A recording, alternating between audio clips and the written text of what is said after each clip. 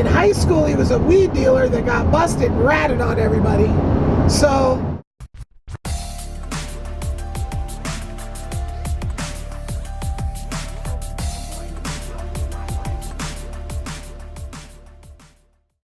my little brother, he was born about 4.5 years after I was. The first thing I remember about him was him being in my mom's belly and me having to make my own sandwich. And I think I was indifferent. I don't think so then when the little brother came, he was really little. I think he was born and my parents got a divorce like 6 months after that. So my little brother really didn't know my dad much. So he had some health problems. He didn't grow up quite, I'm 6'4", he grew up to like 6'2", I think. He had some weird health. He was a real picky eater. But he was a nice kid. He went to I went to private school.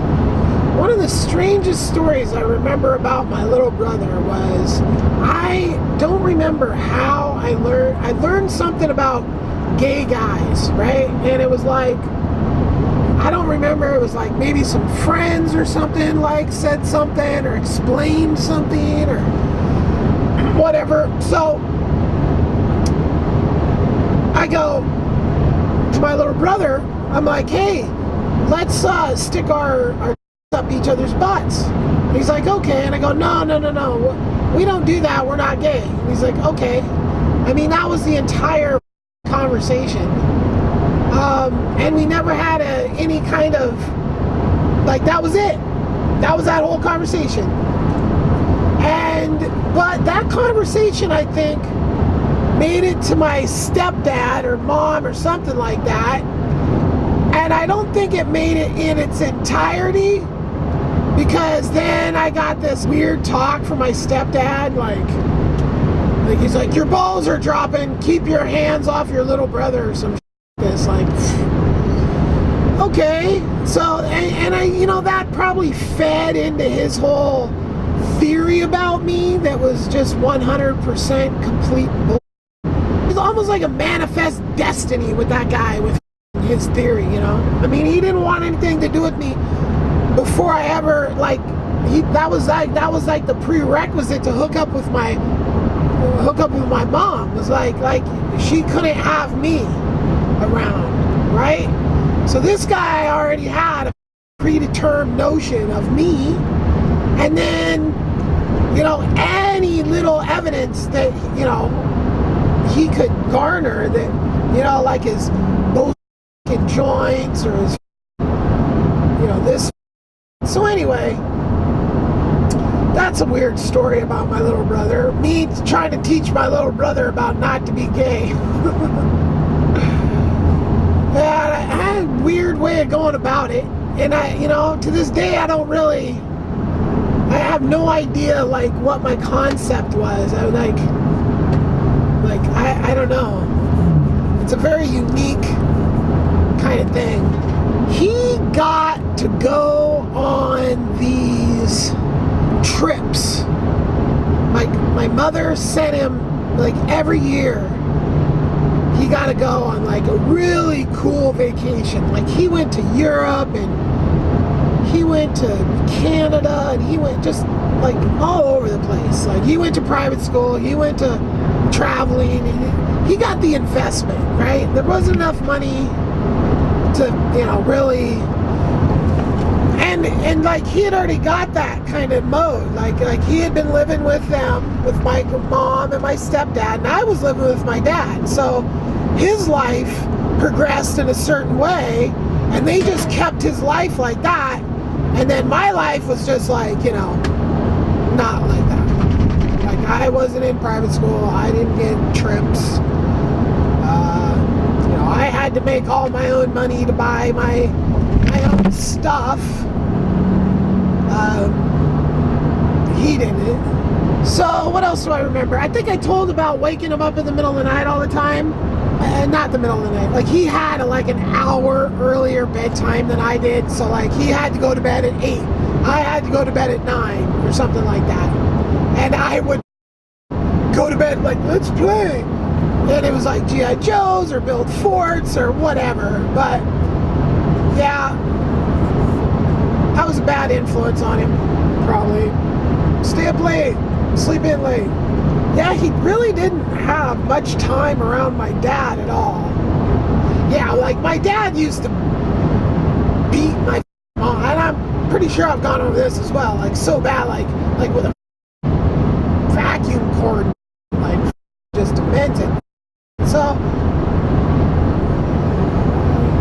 my mom might have just been like, I'm taking this kid and getting him into this whole other frame of mind, away from all that.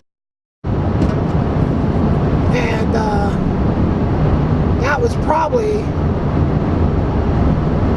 why the divorce happened not long after that my little brother was born.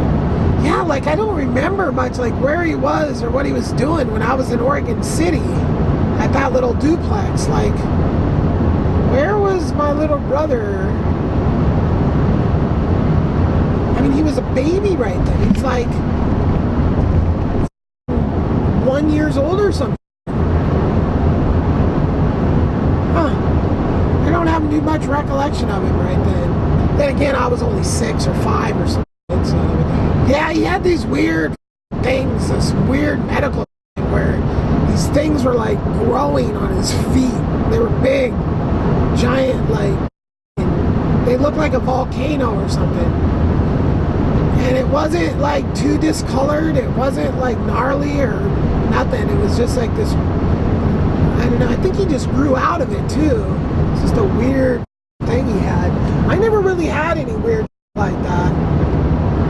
So it was always like, he was, then again, I didn't really get the whole doctor thing much either, so who knows. But I mean, when you have growths out of your body, you know, that's like a whole different level of obvious, you know. So that's gonna wrap it up for everything I can remember about my little brother from up until high school.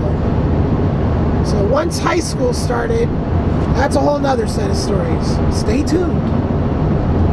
Oh, join my Patreon. Don't forget to subscribe, thumbs up, and make a comment.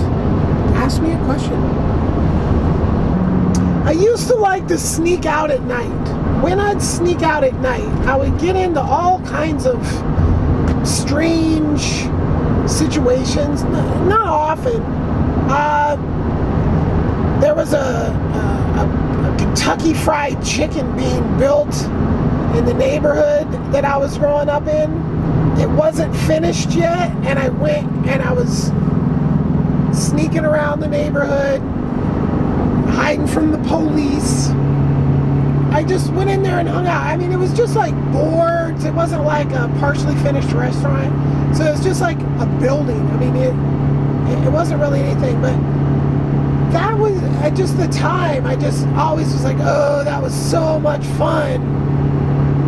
And I wasn't really doing anything, but I just always thought that was just super fun. And then one time, now I'm like, oh, was I sneaking out in junior high? And when was it? And when were these events? And the one that I was going to tell next, I'm most sure was high school, because I remembered I was working at this place. Yeah, sometimes it was just as much as this, like, hanging out in the parking lot. It was like, we lived on this houseboat moorage, and then there was, like, the roads in the neighborhood, and then you come down to our parking lot, and then you go down to the houseboat moorage. And it was a pretty big parking lot. And there was like woods and stuff to play around in, and it was pretty good for kid adventure type stuff as far as that's concerned. But then the houseboat, that was just kind of it wasn't really a good environment for kids to grow up in. If there would have been a bunch of kids and it would have been more orientated to that, then yeah, but I mean, it was like a retirement party drinker's paradise. Nothing to do with kids. Oh, this is probably one of the worst things that I ever did. And I honestly don't even know why. But I got a hold of some spray paint.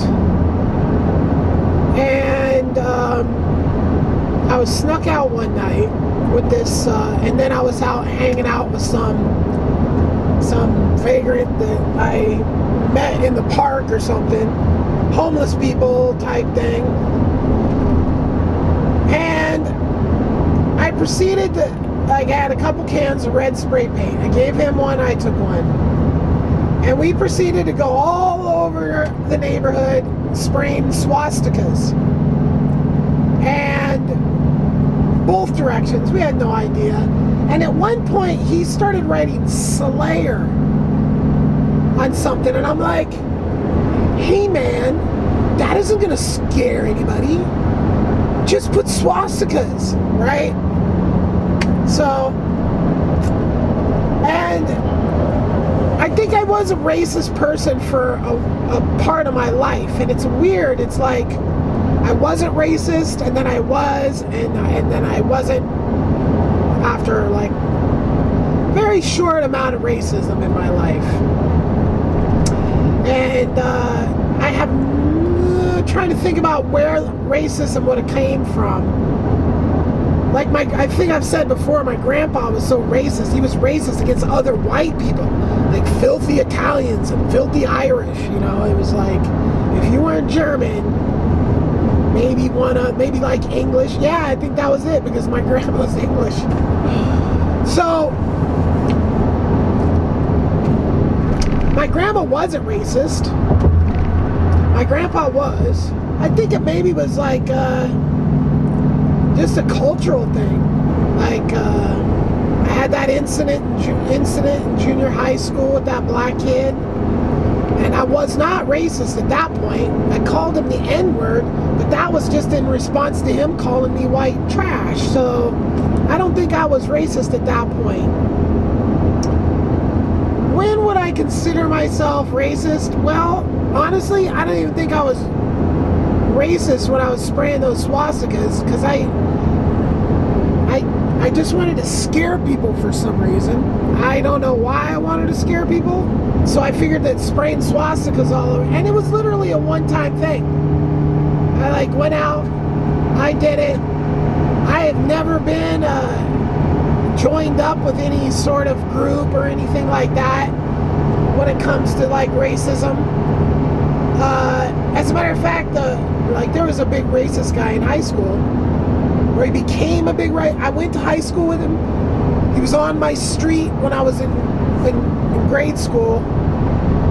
He was on the same street as the apartments before we moved to the house. And he had a sister. And I was over their house. But I don't remember him being racist. What I do remember him from high school was, and he became like a big guy in the racist world or something.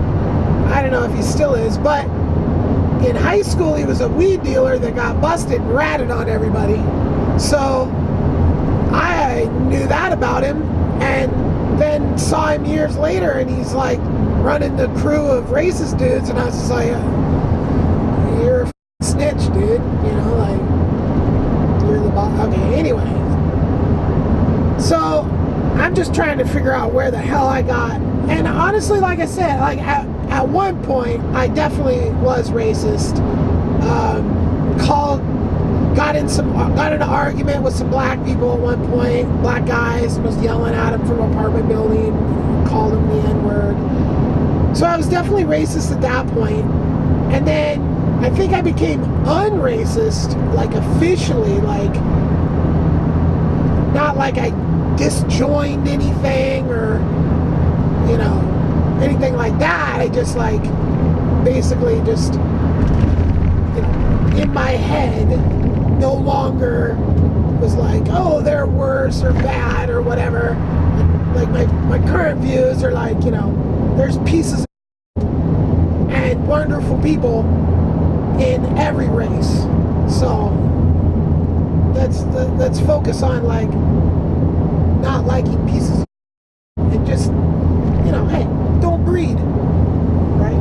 So the night that I swastika'd up the place, and never heard a thing about it. I'm sure people just painted it over it, and honestly, I never really saw that many. I think the most graffiti I ever saw in my life was from this Trust Jesus person that would use a stencil, and they tagged Portland for decades.